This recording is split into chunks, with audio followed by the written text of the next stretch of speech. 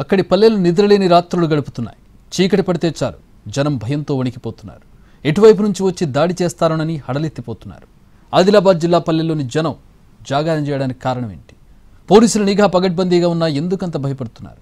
ఇంతకీ గ్రామీణ ప్రాంతాల్లో ఏం జరుగుతోంది? ఆదిలాబాద్ జిల్లాలో దొంగల భయం రోజురోజుకు రెట్టింపవుతోంది. తాళాలు వేసిన ఇళ్లలో చోరీలకు తెగబడుతున్నారు. ఇంట్లో ఉన్న వాళ్లను సైతం భయపెడుతున్నారు దొంగలు.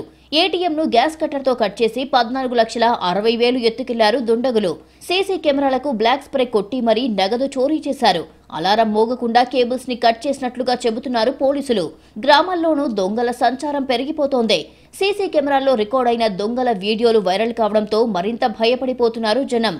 రాత్రైతే చాలు ఎక్కడ దొంగలు ఇంటి మీద పడతారోననే భయం వెంటాడుతోంది. తాజాగా తాంసీ మండలం పొన్నారి, ఆదిలాబాద్ రూరల్ మండలం అణుకుంటలో వరుస చోరీలు జరిగాయి. ఈ గ్రామాల్లో దొంగలు అర్ధరాత్రి తర్వాత ఇళ్ల తలుపులు తడుతున్నారు.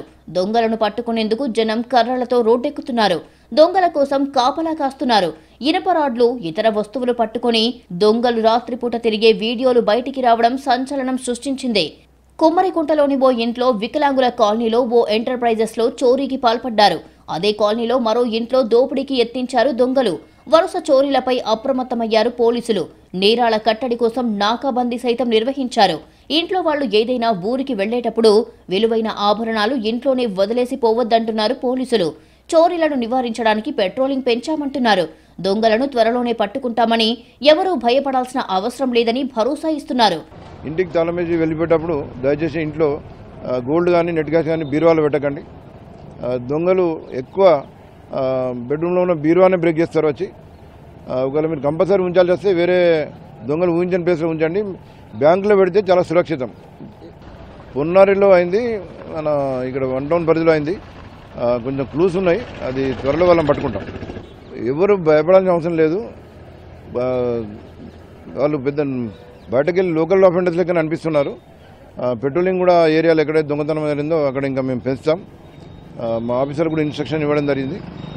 ప్రజలు సురక్షితంగా ఉంటారు, ఏం ప్రాబ్లం ఉండదు.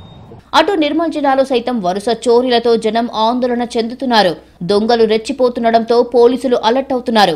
ఇప్పటికే కొన్ని చోరీ కేసులు ఛేదించినా మిగతా కేసుల్లోనూ దొంగల భరతం పట్టేందుకు ప్రయత్నిస్తున్నారు. ఏది ఏమైనా దొంగల ముఠాల ఆట కట్టించాలని కోరుతున్నారు జిల్లావాసులు.